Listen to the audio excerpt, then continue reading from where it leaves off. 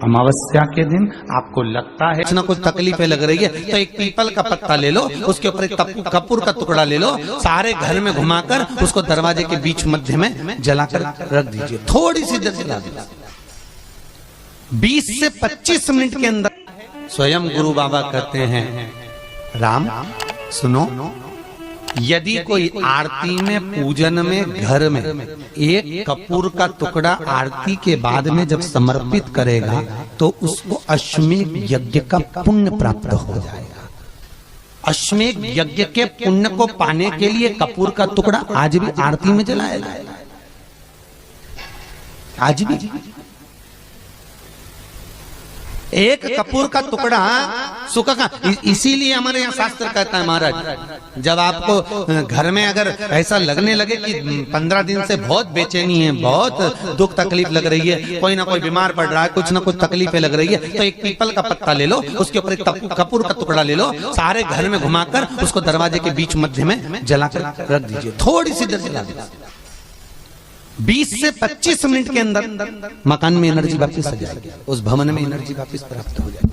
अमावस्या के दिन आपको लगता है कि हमारे पूर्वजों का उद्धार नहीं हुआ, हमारे पूर्वजों का कल्याण नहीं हुआ, कहीं अधोगति में कोई चला गया है, उसका बस एक बार, रोज नहीं जरूरत है, प्रतिदिन जरूरत ही नहीं, महीने में एक बार अगर अमावस्या के दिन भी आपने चंदन के थोड़ा सा चंदन अगर मेरे देव अधिदेव महादेव को 7 स्थान पर समर्पित किया है। अशोक यहाँ पर वर्णन कर रही है, मैना, धन्य और कला की कथा कर रही है। तीनों ने सनकादि ऋषियों से मांगा। चंदन भगवान को अति प्रिय होता है और चंदन ही एक ऐसा होता है जो पितरों को भी प्रिय होता है, जिसका स्पर्श मात्र लगने से पूर्वजों का कल्याण हो जाता है।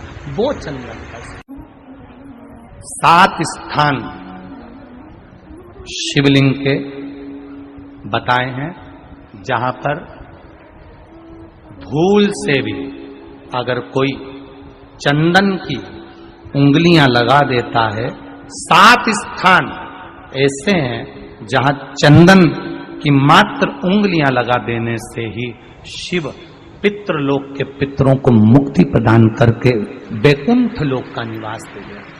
7 स्थान,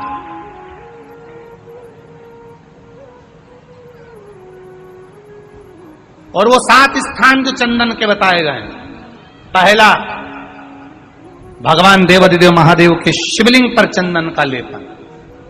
समझ लेना जरा बहुत अच्छे से। आपको लगता है स्वप्न में कोई मुर्दे दिख रहे हैं, या कोई जल रहा है, या कोई मर रहा है, या कोई चला गया है, ऐसा भय लगता है। बच्चों को मानी भेजूंगी ऐसा हो जाएगा, पति को मानी भेजूंगी ऐसा हो जाएगा, कोई हमारे कोई गलत तो नहीं कर रहा है, आपको लगता है। 7 स्थान चंदन के बताएं महाराज। पहला शिवलिंग, दूसरा जहां गणेश जी का स्थान है, मालूम है ना सबको, जम के बोलो जरा, मालूम है ना सबको, जहां गणेश जी का स्थान है वहां अलग से गणेश जी बैठे, वहां नहीं। शिवलिंग में जलाधारी के ठीक सामने राइट में गणेश, लेफ्ट में कार्तिकेय, बीच में अशोक सुंदरी।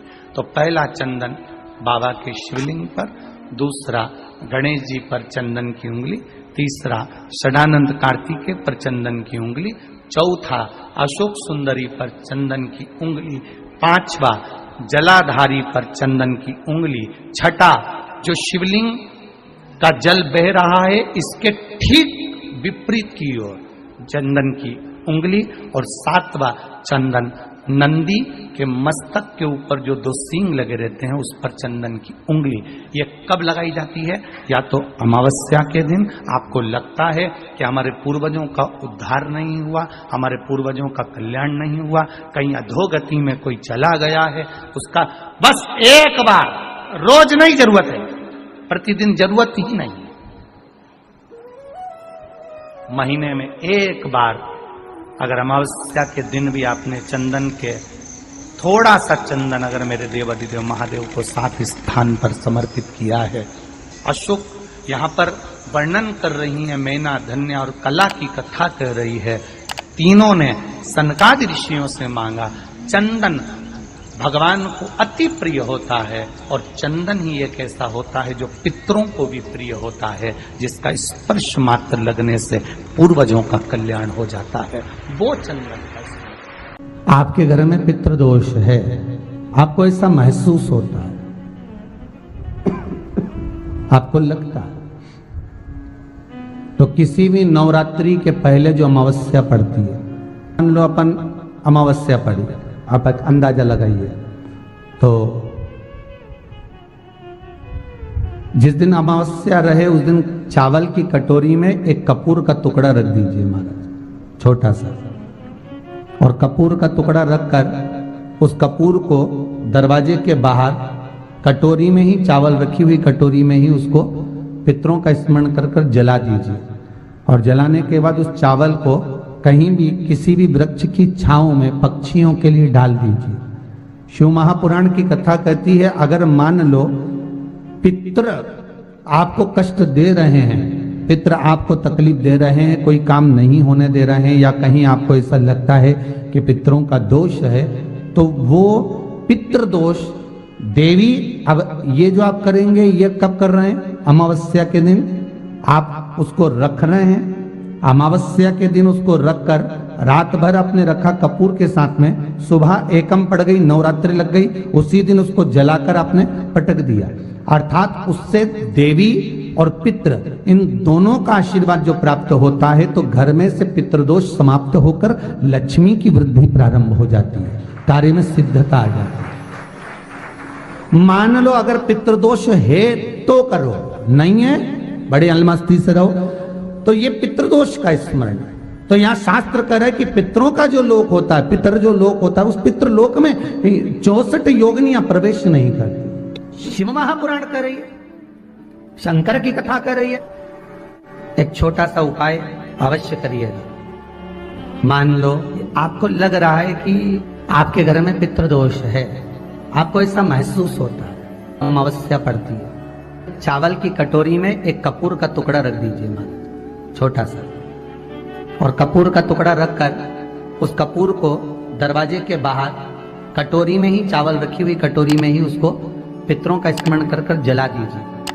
और जलाने के बाद उस चावल को कहीं भी किसी भी वृक्ष की छांव में पक्षियों के लिए डाल दीजिए। शिव महापुराण की कथा कहती है, अगर मान लो पितृ आपको कष्ट दे रहे हैं, पितृ आपको तकलीफ दे रहे हैं, कोई काम नहीं होने दे रहे हैं, या कहीं आपको ऐसा लगता है कि पितरों का दोष है, तो वो पितृदोष देवी, अब ये जो आप करेंगे ये कब कर रहे हैं? अमावस्या के दिन आप उसको रख रहे हैं, अमावस्या के दिन उसको रखकर रात भर आपने रखा कपूर के साथ में, सुबह एकम पड़ गई, उसी दिन उसको जलाकर आपने पटक दिया। अर्थात उससे देवी और पितृ इन दोनों का आशीर्वाद जो प्राप्त होता है, तो घर में से पितृदोष समाप्त होकर लक्ष्मी की वृद्धि प्रारंभ हो जाती है। अमावस्या के दिन प्रदोष काल में, प्रदोष के समय पर, प्रदोष काल में शाम के समय पर जाकर किसी भी नदी, तालाब, बावड़ी, कुआं, कहीं ना कहीं जो आपके पास में हो, वहां पर एक घी का दिया, बत्ती का मुंह दक्षिण की ओर कर कर अवश्य जला कर जाना, सारे पितृ दोष समाप्त हो जाएगा।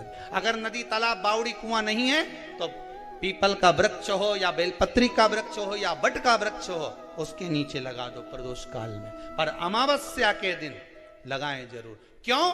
क्योंकि अमावस्या 16 दिन तक पितृ मृत्यु लोक में आने के बाद में भोजन ग्रहण करते हैं। अमावस्या के दिन पितृ शाम के समय प्रदोष काल में शंकर भगवान का नाम जाप कर कर नदी, तालाब, बावड़ी पर पानी पीने जाते हैं।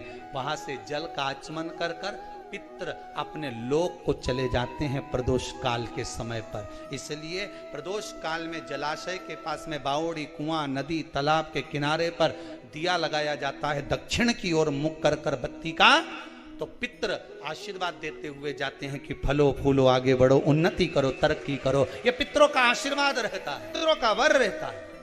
आप देंगे, कुछ करा ना करा, फिर अमावस्या के दिन उस दिन दिया दक्षिण की ओर बाती का मुख कर कर।